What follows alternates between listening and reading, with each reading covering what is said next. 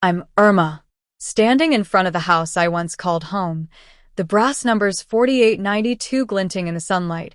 I can't help but feel a strange mix of emotions. It's been 6 years since I left this place, running away in the dead of night with nothing but a white envelope and a broken heart.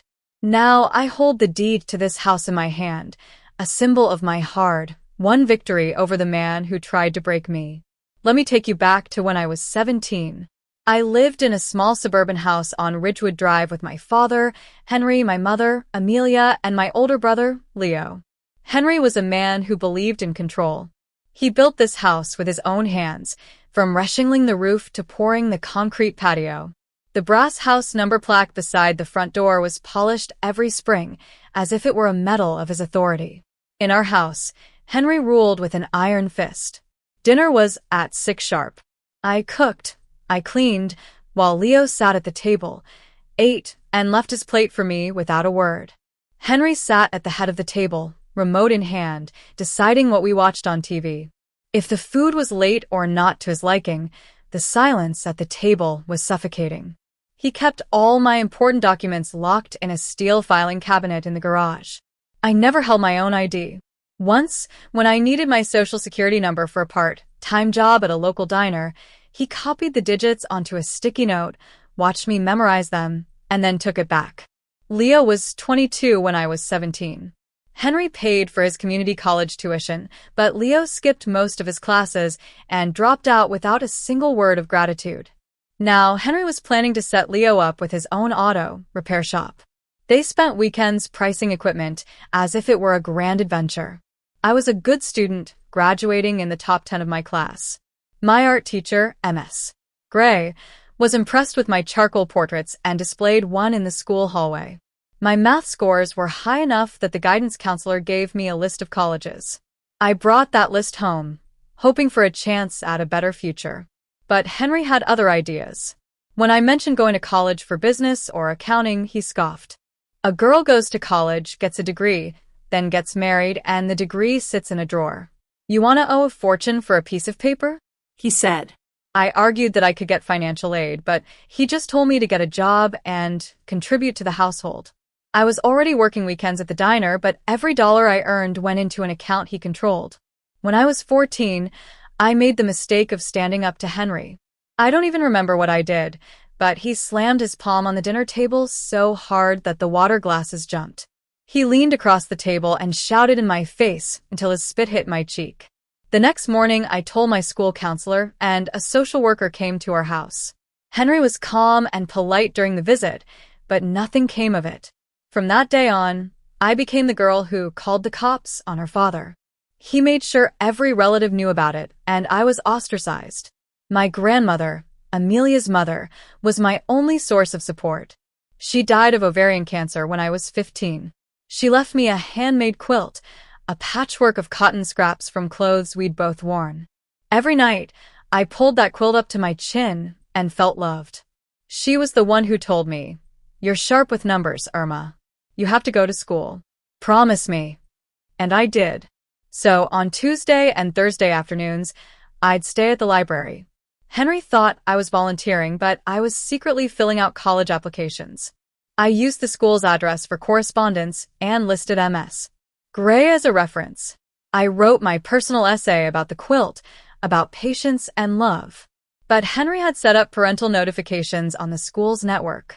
One week, when I accessed college application resources 4 times, he got an alert. That Thursday evening, when I came home, I knew something was wrong. The TV was off, and Henry was sitting upright in his lazy boy recliner, looking like he was about to deliver a verdict. He confronted me about the college applications. I tried to explain, but he cut me off, calling me a liar and a sneak, just like when I was 14. Then he went to my room, grabbed a heavy-duty black trash bag, and started stuffing my clothes, sketchbooks, and books into it. Leo stood in the hallway, watching without saying a word. When he pulled the quilt off my bed, I pleaded with him. "Not that, please. It's from Grandma."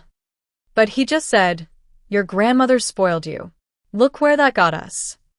He carried everything outside and set it on fire in a burn barrel. I stood there, watching as 17 years of my life turned to ash in under 4 minutes.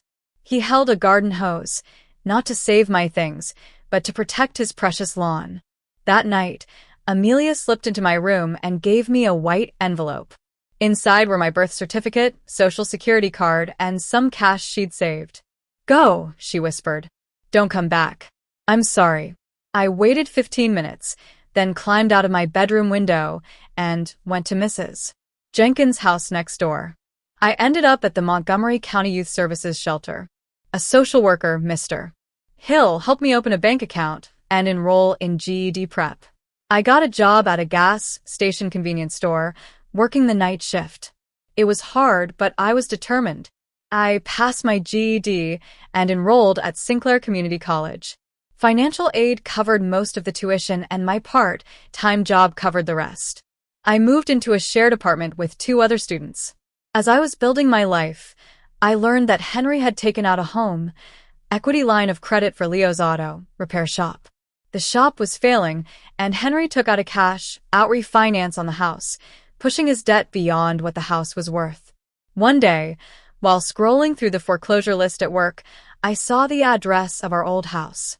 It was going to auction. I told my mentor, Ms. Lewis, a real estate broker. She helped me decide that it was a good investment, both business-wise and personally. I prepared for the auction, just like I would for any other investment property.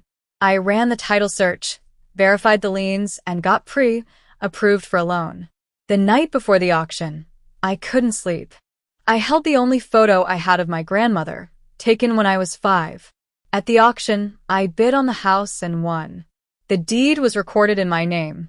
A few days later, I printed a photo of myself in front of the house and wrote "New Owner" on the back. I put it in a white envelope and dropped it in the mailbox. I called Henry. He picked up on the first ring. "Check your mailbox," I said, and hung up. I later learned from Mrs. Jenkins that he found the envelope, sat on the porch steps for 40 minutes, and called me back 3 times, but I didn't answer. 2 days later, Henry came to my office. He was angry, but I stood my ground. I told him that the house was mine because he'd made the choices that led to its foreclosure. I gave him 30 days to move out. Leo called me, asking me to help Henry. But I reminded him that Henry had mortgaged the house for his shop and that he'd left Henry in this mess. I wasn't going to be the one to fix it. Henry moved out on day 27. I went back to the house with a locksmith and a contractor. In my old room, I found a Nike shoe box with some of my sketches and a piece of the quilt. It made me realize that he might have regretted what he'd done, but it was too late. Amelia called me after I changed the locks. She asked if she could stay, and I told her she could for $200 a month. It was a lease, not charity. I spent the next few weekends fixing up the house. I repainted it, replaced the roof, and sanded the hardwood floors. Mrs. Jenkins came over and helped me plant marigolds in the backyard, where the burn barrel once stood. Henry called me in October. We had a conversation, and I told him that I wasn't going to pretend what he did was okay, but I wasn't going to punish him forever either. Now, as I sit on the porch, looking at the house I've rebuilt, I know that I didn't buy it for revenge. I bought it because I could. I built my life from the ashes, just like I promised myself I would.